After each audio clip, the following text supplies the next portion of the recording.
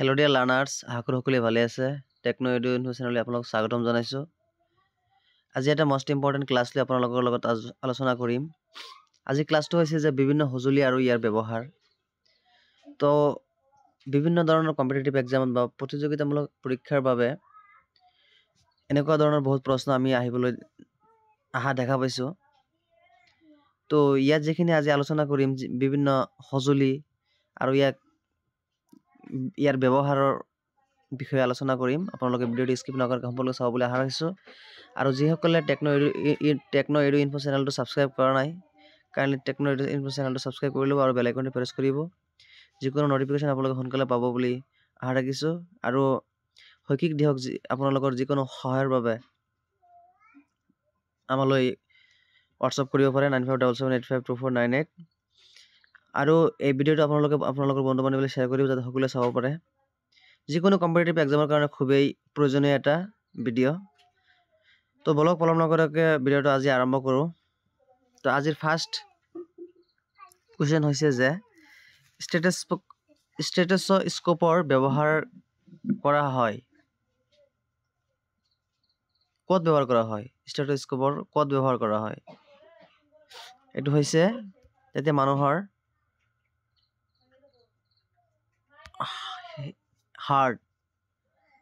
হৃদয় আৰু ফুসফুসৰ গতি শুনিবলৈ এইটো ব্যৱহাৰ কৰা হয়।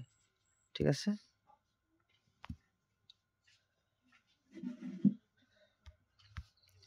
তো নেক্সট কুৱেশ্যনটো হৈছে যে স্ফিগনোমেনোমিটাৰ ব্যৱহাৰ কৰা হয় কিহৰ বাবে? ৰক্তচাপ জুখিবলৈ ব্যৱহাৰ কৰা হয়, মনত ৰাখিব। নেক্সট কুৱেশ্যন আছে কাৰ্ডিঅ'গ্ৰামৰ ব্যৱহাৰ কৰা হয় হৃদয় স্পন্দন পৰীক্ষা কৰিবলৈ। এইটো হৃদয় স্পন্দন এইটো পৰীক্ষা কৰিবলৈ মানে টেষ্ট কৰিবলৈ, এক্সামিন কৰিবলৈ। ঠিক আছে। আৰু কাৰ্ডিঅ'গ্ৰামৰ আৰু ইয়াত কি আছে? স্ফিগনোমেনোমিটাৰ এইটো হৈছে ৰক্তচাপ জুখিবলৈ, ব্লাড প্ৰেছাৰ জুখিবলৈ। আৰু এইটোৰ যিটো হাৰ্টৰ যিটো ফুসফুসাই বা পালছ যিটো আমি কৰোঁ, কিমান পালছ মাৰি আছে তেনেকুৱাও আমি ব্যৱহাৰ কৰিব পাৰি। ঠিক আছে। তো আপোনালোকে আজি গম পাইছে যে ডক্টৰ তিনিটা যন্ত্ৰ আপোনালোকে এতিয়া কনফাৰ্ম হৈ গ'ল। ঠিক আছে। তো নেক্সট হ'ল যে মেনোমিটাৰৰ ব্যৱহাৰ কৰা হয়। ক'ত ব্যৱহাৰ কৰা হয় মেনোমিটাৰ ব্যৱহাৰ কৰা হয় গছৰ মূলত থকা চাপ জুখিবলৈ। গছৰ মূলত থকা চাপ জুখিবলৈ কি ব্যৱহাৰ কৰা হয়? মেনোমিটাৰ ব্যৱহাৰ কৰা হয়। ঠিক আছে। নেক্সট কুৱেশ্যন আছে ক্ৰেচগ্ৰাফৰ ব্যৱহাৰ কৰা হয় গছপুলিৰ বৃদ্ধি মাপিবলৈ। এতিয়া হ'ল ক্ৰেচগ্ৰাফৰ আৰু এইটো কি আছে? মেনোমিটাৰ। এইটো মনত ৰাখিব। গছৰ মূলত থকা চাপ জুখিবলৈ মেনোমিটাৰ ব্যৱহাৰ কৰা হয়। আৰু ক্ৰেচগ্ৰাফৰ ব্যৱহাৰ কৰিবলৈ গছপুলিৰ বৃদ্ধিৰ কাৰণে, গ্ৰোথ এণ্ড ডেভেলপৰ কাৰণে কি কৰা হয়? ক্ৰেচগ্ৰাফৰ ব্যৱহাৰ কৰা হয়। ঠিক আছে। নেক্সট কুৱেশ্যন এই ৰেইন গেছৰ ব্যৱহাৰটো আপোনালোকে হয়তো সকলোৱে গম পাইছে যে ৰেইন গেছ যিটো আছে, ৰেইন গছ সেইটো আমি ক'ত ব্যৱহাৰ কৰোঁ?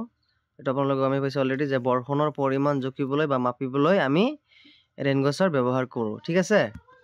নেক্সট কুৱেশ্যন এই যে এটা কনফিউজ লাগে যে মানুহৰ বা বহুতো কেণ্ডিডেটৰ বা প্ৰাৰ্থীৰ এটা কনফিউজ লাগি যায় যে ছিস্মোগ্ৰাফৰ আৰু ৰিক্টাৰ স্কেল।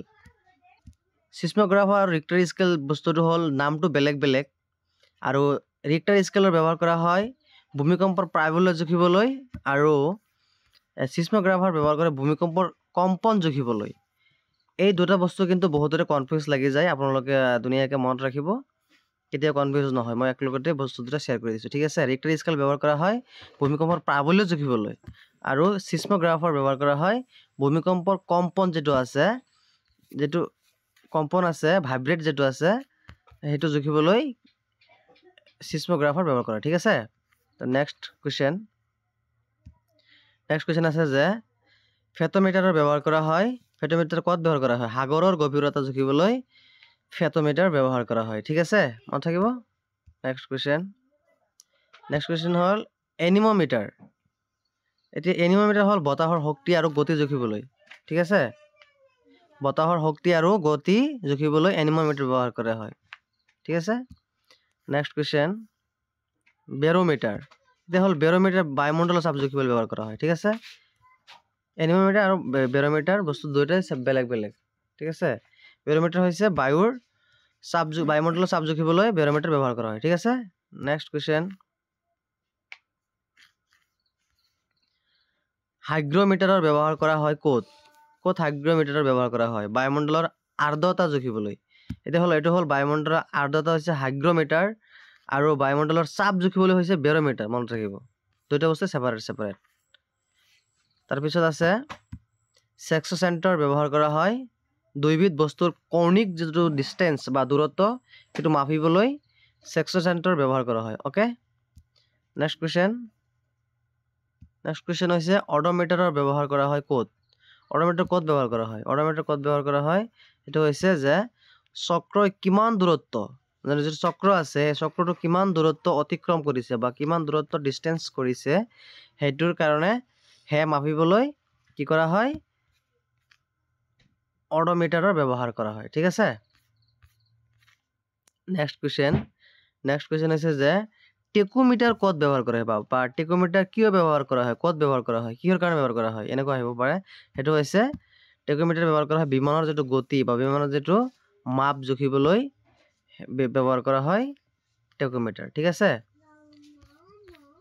লাষ্ট কোৱেশ্চন হৈছে যে হাইড্ৰোমিটাৰৰ ব্যৱহাৰ ক'ত কৰা হয় এটো হৈছে তৰল পদাৰ্থৰ আবেশিক ঘনত্ব মাপিবলৈ হাইড্ৰোমিটাৰৰ ব্যৱহাৰ কৰা হয় ঠিক আছে তো আজি এখিনি আছিল তো ভিডিওটো চাই থকাৰ বাবে ধন্যবাদ জ্ঞাপন কৰিছো ভিডিওটো শেয়াৰ কৰি যাতে সকলোৱে চাব পাৰে আৰু টেকনো ইনফো চেনেলটো সাবস্ক্ৰাইব কৰি ৰাখিব আৰু আপোনালোকে যি সকলে এতিয়া চেনেল সাবস্ক্ৰাইব কাৰণে সাবস্ক্ৰাইব কৰি ল'ব আৰু বিভিন্ন ধৰণৰ ক্লাস দিয়া আছে আপোনালোকে চেনেলটো অলপ কৰিব চাই ল'ব তাতে বহুত ধৰণৰ কন্টেন্ট বা ক্লাস দিয়া আছে আপোনালোকে বিভিন্ন ধৰণৰ এক্সামৰ বাবে দিয়া আছে আপোনালোকে চাই ল'ব তাৰ পৰা ঠিক আছে তো অন্য এটা ভিডিওত লগ পাম আজিৰ কাৰণে বিদায় মাগিছো ধন্যবাদ